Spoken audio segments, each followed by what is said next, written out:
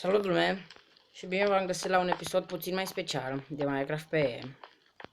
Am descărcat o arenă de PvP și o să văd cu cine o să încerc să mă bat, ori cu Patri Producțiuni, ori cu Lucas, ori cu Robițu, cu unul dintre ei.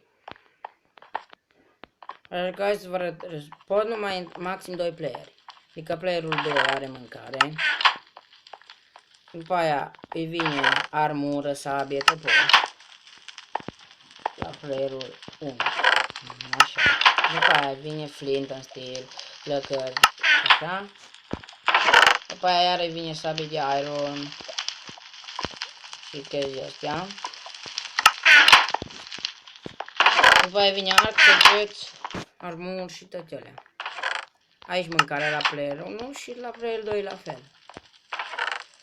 Săbii, flint în stil, flăcări, toate alea, armură.